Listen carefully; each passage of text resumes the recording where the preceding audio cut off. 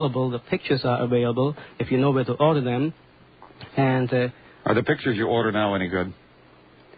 Well, that's another matter. I've received many letters. I'm in contact with amateur astronomers from all parts of Earth, and I received very nice letters from them. As a matter of fact, some gentleman here from from Los Angeles writes to me. He says, "Thank you very much for receiving your book. I enjoyed your appearance at the Open Mind program, and he enjoyed my book very much, and he is making me aware of this immense cover-up of the fact that in the Sea of Crisis, in the Cape Agarum Sea of Crisis, is an immense structure, and this structure is so miles in size and looks like a combination of a Van de Graaff and a generator and a Tesla coil. Kind of a very large tower with a huge ball on top. And I have seen it myself, although it's very difficult to photograph.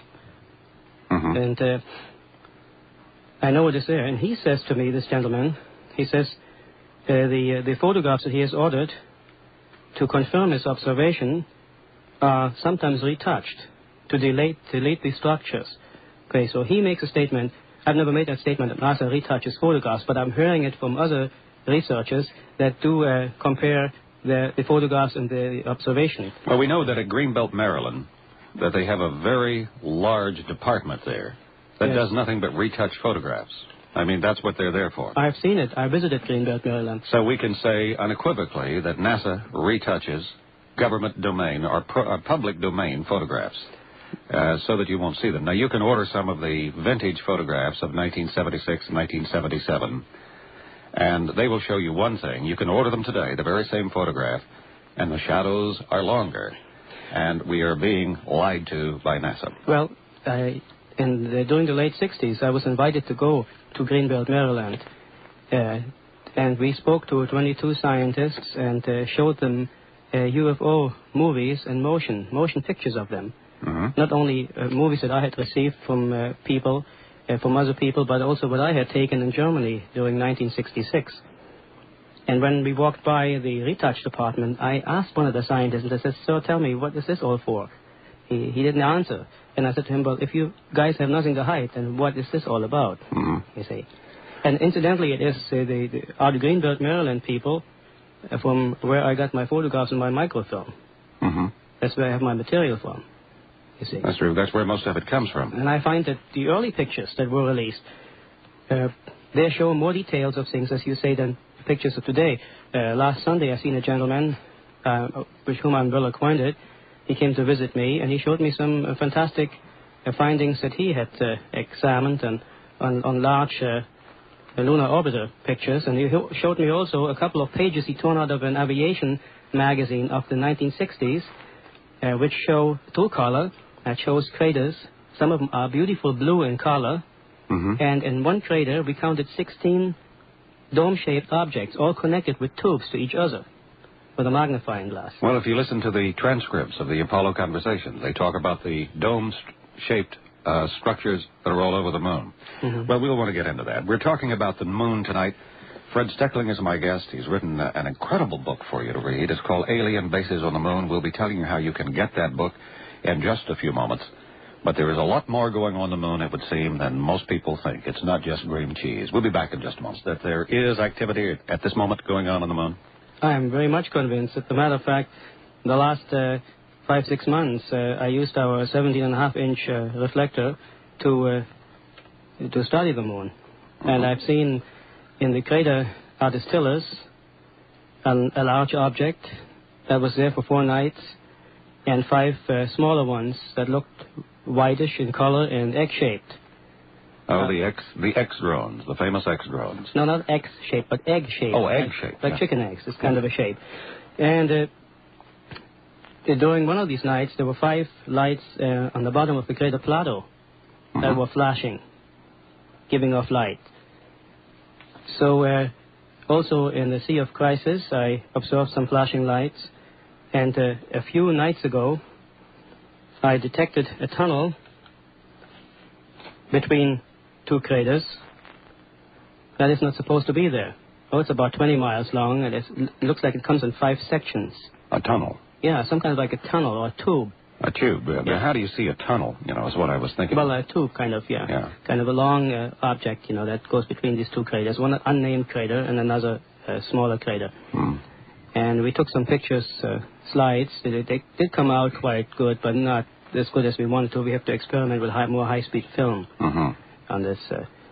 So I know there's something going on right now on the moon, and it is not us, because I have maintained many times that there's no government on Earth that can build vehicles that are miles in length, as have been observed up there, and economically it would be not feasible.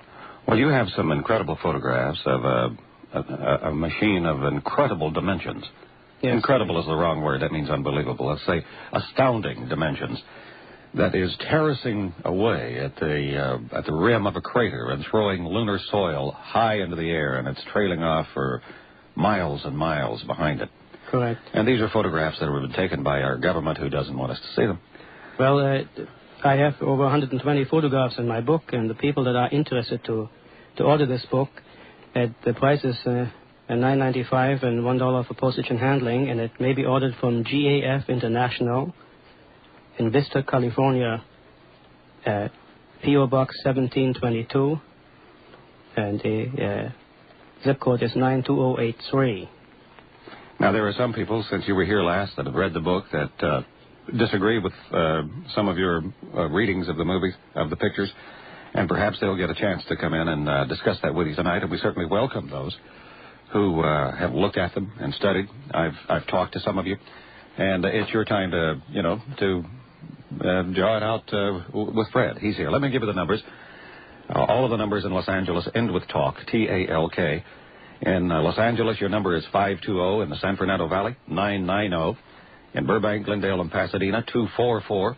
Out in the San Gabriel Valley, your number is 448. Down in the South Bay, that's Rolling Hills and Torrance and Manhattan Beach and Hawthorne down in there, El Segundo. Your number is 679. Long Beach, San Pedro, Paramount, Compton, Lakewood, Downey. Your number is 639. In Orange County, if you're in the 619 or the 714 area code, your number is 750. And if you're in the 213 area code of Orange County, your number is 448.